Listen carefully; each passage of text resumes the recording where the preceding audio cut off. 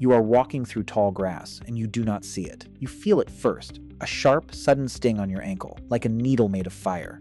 You look down, and there it is, already gone, a flicker of scales vanishing into the undergrowth. Your heart starts pounding. Your skin goes cold, and in that moment you know something that no amount of modern medicine can fully undo. You have maybe an hour, maybe less, before your own body turns against you. What do you do? What did your ancestors do for hundreds of thousands of years, with no anti-venom, no hospitals, no phone to call for help? This is the question that has haunted every human who ever walked through snake country. And the answer is not what you expect. It is not a single miracle cure. It is not a lucky charm. It is a whole system of knowledge, built up over generations, tested against death itself, and passed down in stories, songs, and scars. Your ancestors did not survive snake bites by accident. They survived them by being smarter than the snake. Start with the most basic truth. Most snakes do not want to bite you. A snake bite is a defensive act, not an attack. Your ancestors understood this long before science confirmed it. They watched how snakes behaved. They learned that a snake strikes when it feels cornered, when it is surprised, when it is protecting its eggs or its young. So the first rule of survival was not about treating the bite. It was about avoiding it altogether. Walk loudly. Watch where you step. Never reach into a dark hole without checking it first. These were not superstitions. They were life or death protocols, refined over thousands of years. But avoidance is not enough. Sometimes the snake wins. And when it does, your ancestors had a toolkit that would make a modern emergency room doctor pause. Consider the work of an ethnobotanist named Richard Evans Schultes, who spent decades in the Amazon documenting the plant knowledge of indigenous peoples. Schultes recorded dozens of plants used specifically for snakebite treatment. Roots chewed, leaves crushed, bark scraped, and applied to the wound. Some of these plants, like the guaco vine, were so widely used that European colonizers adopted them from local healers. The knowledge was real, it was systematic, and it was ancient. Consider a specific example from the archaeological record. In the highlands of Papua New Guinea, researchers have studied the traditional snakebite treatments of local communities. One of the most common methods involves a plant called the snake vine, which is chewed and applied to the wound. But the more interesting part is what happens next. The patient is kept awake, watched closely, and given water. The community does not leave them alone. They understand that the danger is not just the venom, it is the isolation. A person who is alone, in pain, and terrified is more likely to die, even from a mild bite. So the treatment is not just physical, it is social, it is communal, it is the presence of other people, telling you that you are not going to die alone. Now, let's bring this back to you, because you carry this ancient knowledge in your own body, whether you know it or not.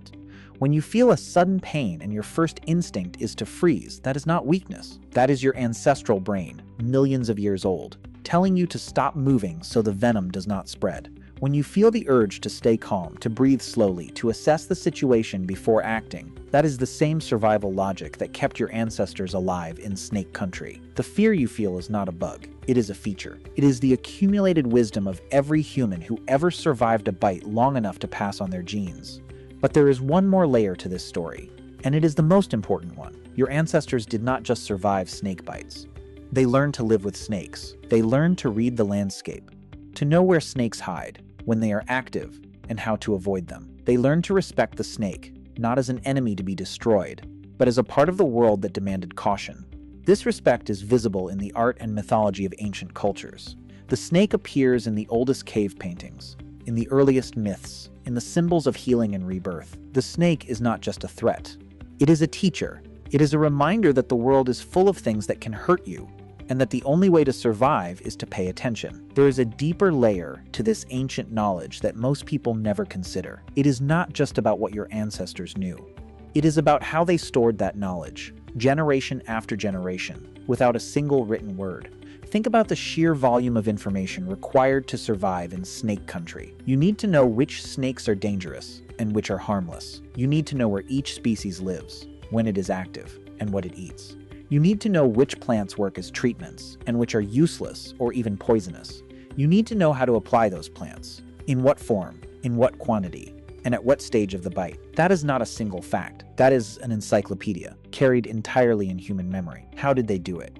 The answer is story. Your ancestors encoded survival knowledge into narratives, songs, and rituals, because a story is easier to remember than a list. A story has characters, emotions, and a plot. It sticks in the mind. So the knowledge of snakebite treatment was not taught as a dry manual. It was taught as a tale, the story of the first healer, the story of the brave hunter who was bitten and survived, the story of the plant that spoke to a wounded man and told him how to use its leaves. These stories were not just entertainment. They were mnemonic devices, the most powerful storage system humanity ever invented before writing. Consider the work of a researcher named Wade Davis, who studied the ethnobotany of snakebite treatments in the Amazon and beyond. Davis documented how indigenous healers, often called shamans, held vast repositories of plant knowledge that they passed down through apprenticeships, lasting years or even decades. The apprentice did not just learn which plant to use. They learned the songs to sing while preparing it, the rituals to perform, the taboos to observe. Every element of the practice served a purpose. The song helped the healer remember the exact sequence of steps. The ritual created a sense of focus and calm, both for the healer and for the patient. The taboo prevented the apprentice from using the knowledge carelessly. This was not superstition. It was a sophisticated system of knowledge management. And there is a fascinating archaeological dimension to this story. In the Americas, researchers have found evidence of snakebite treatment that goes back thousands of years. At sites in the southwestern United States, archaeologists have uncovered the remains of plants known to have medicinal properties, stored alongside tools that could have been used to prepare them. One of the most striking examples comes from a cave in Texas, where researchers found a cache of plant material that included species still used by local indigenous communities for snakebite treatment today. The continuity is remarkable. The same plant, the same preparation, the same purpose, spanning thousands of years. This is not a coincidence. It is a tradition, unbroken, passed from hand to hand, from mouth to mouth, across countless generations. Your ancestors understood this deeply. They never sent a bitten person off to be alone. They surrounded them with people. They talked to them, kept them awake, gave them water, told them stories. They did not just treat the wound. They treated the whole person, body, mind, and spirit. And this holistic approach is something that modern medicine is only beginning to rediscover. The placebo effect, the power of social support, the importance of a calm environment. These are not new discoveries. They are ancient wisdom, dressed up in new language. Now think about what this means for you, right now, in your own life. You will probably never be bitten by a venomous snake, but you will face moments of sudden crisis, a medical emergency, a financial disaster, a personal loss. And in those moments, the ancient knowledge of your ancestors is still available to you. The first rule is the same: do not panic. The second rule is the same: do not isolate yourself. The third rule is the same: seek out calm, knowledgeable people who can help you think clearly. These are not just good ideas.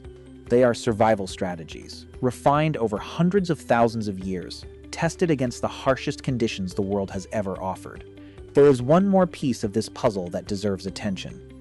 It is the question of how your ancestors learned which plants worked in the first place. How do you discover that a particular root can slow the effects of venom? You cannot test it safely. You cannot experiment on a volunteer. The only way to learn is through tragedy. Someone gets bitten, tries a plant, and either lives or dies. If they live, the knowledge is kept. If they die, the knowledge is discarded. This is a brutal form of learning, paid for in human lives. And yet, it is the same process that underlies all of science. Hypothesis, test, observe, retain, or discard. Your ancestors were scientists in the truest sense, even though they had no laboratories, no instruments, and no written records. So the next time you feel a moment of panic, remember this: your body already knows what to do.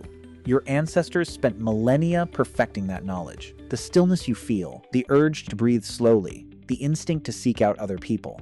These are not weaknesses. They are the accumulated wisdom of every human who ever survived a crisis. And they are still working inside you, right now, waiting for the moment you need them most.